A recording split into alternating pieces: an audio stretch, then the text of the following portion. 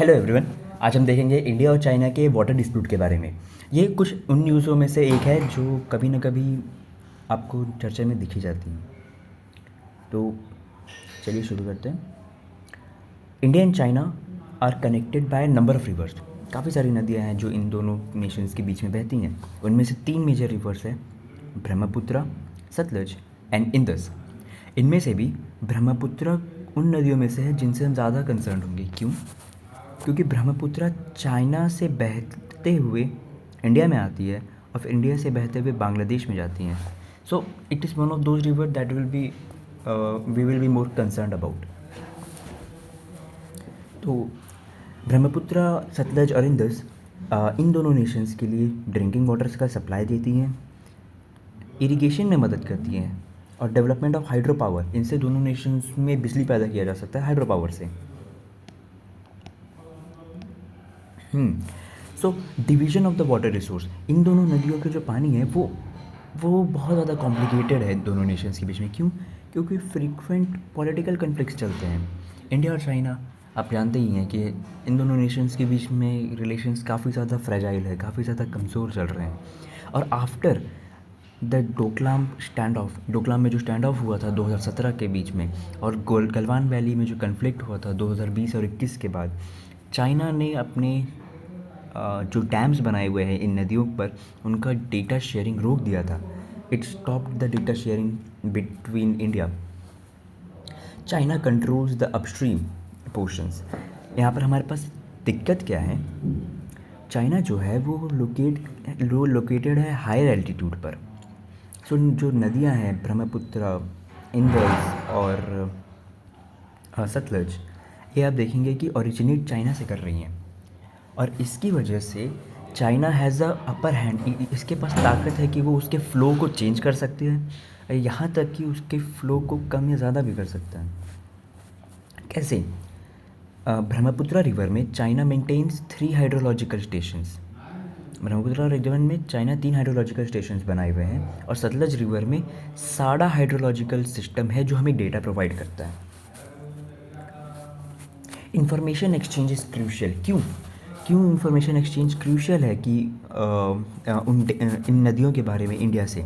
क्योंकि because of the management of potential flooding, जब बारिश ज़्यादा होगी तो डैम्स में वाटर लेवल्स बढ़ेंगे, नदियों में वाटर लेवल्स बढ़ेंगे, तो क्या हो सकता है कि फ्लड के जैसे कंडीशंस आ सकते हैं। और मे बी चाइना हमें अगर बिना बताए डैम्स के वॉल्व को खोल दे तो रिवर का पानी बढ़ जाएगा और इंडिया में फ्लडिंग हो सकता है। तो उसे बचाने के लिए चाइना और इंडिया के बीच में कम्युनिकेशन बहुत ज़रूरी है।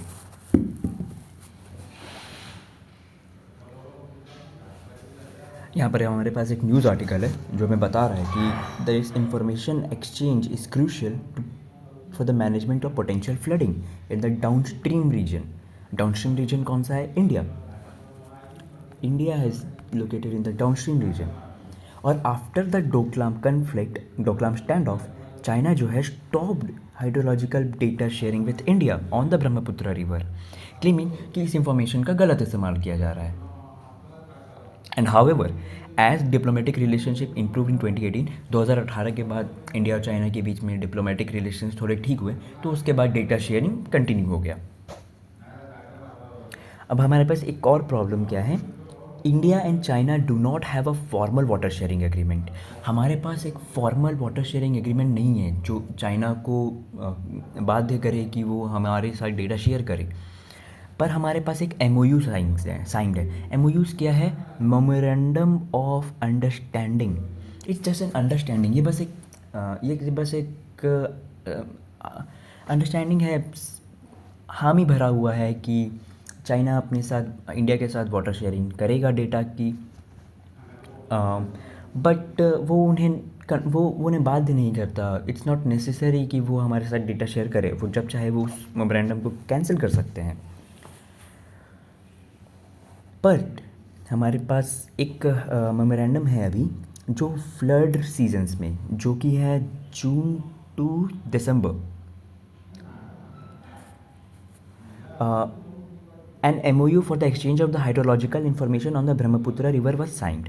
कि हमारे पास जब फ्लड सीजन्स आएंगे तो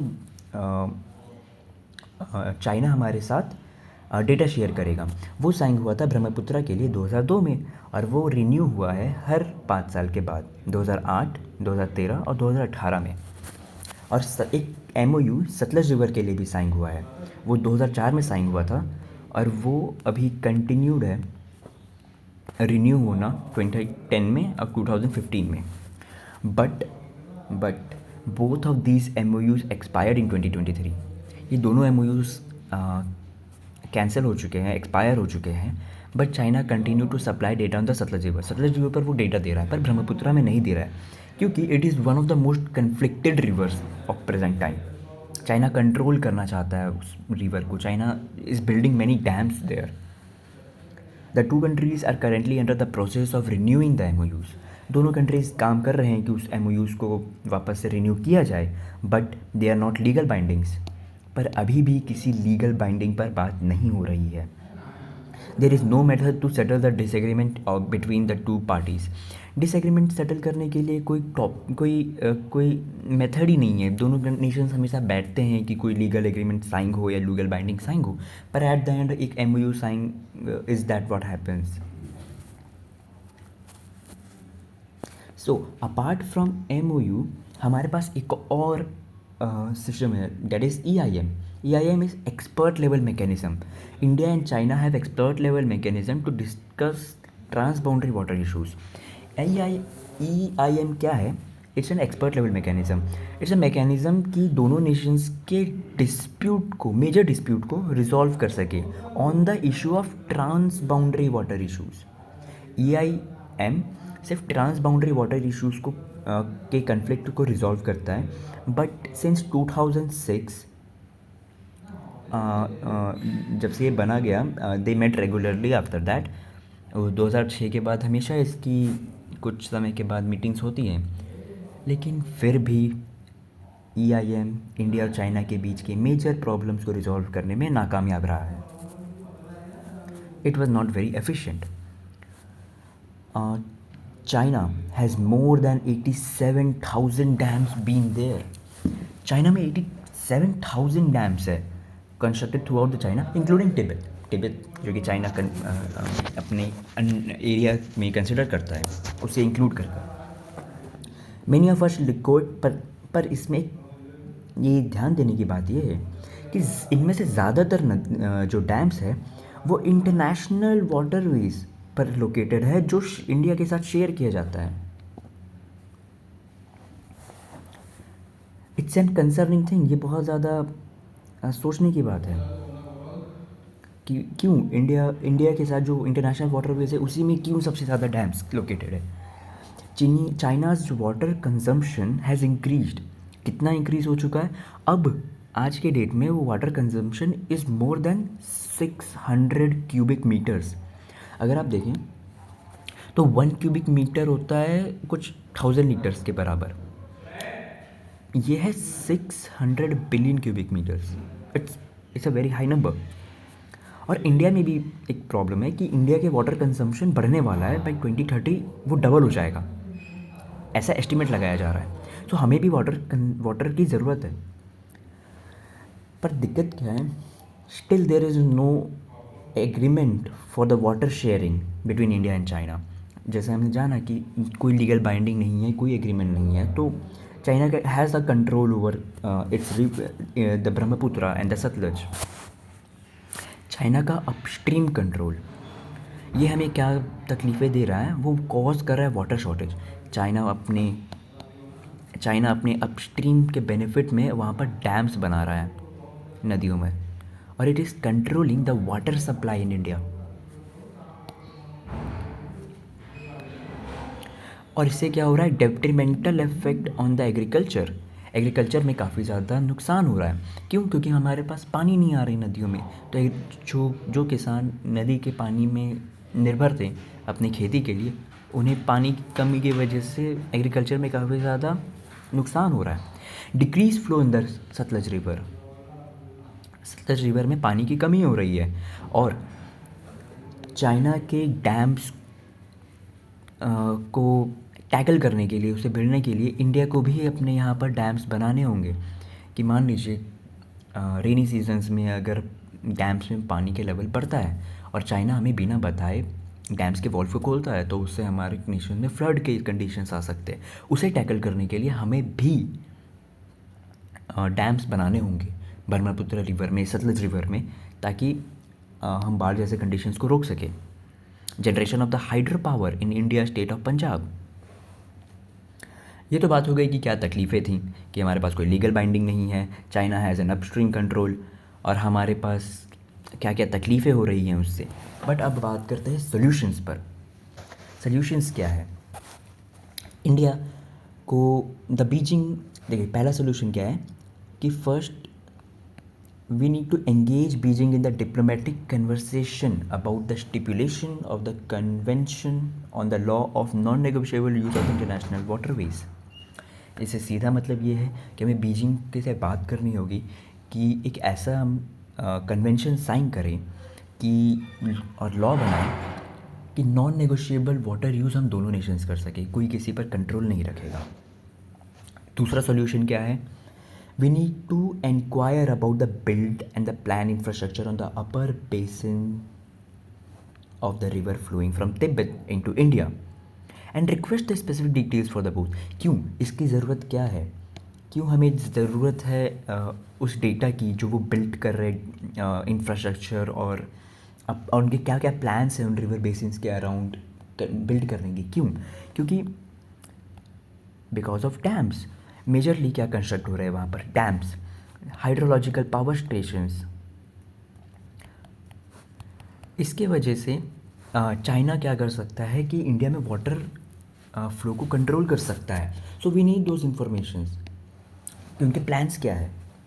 उस हिसाब से इंडिया को भी कन्फ्लिक्ट टैकल करने के लिए अपने इंफ्रास्ट्रक्चर में चेंजेस लाने होंगे, इंफ्रास्ट्रक्चर प्लान्स बनाने होंगे। जैसे कि इंडिया ने अभी रिसेंटली ब्रह्मपुत्र रिवर पर डैम बनाना शुरू कर दिया है। It's an very high budget thing.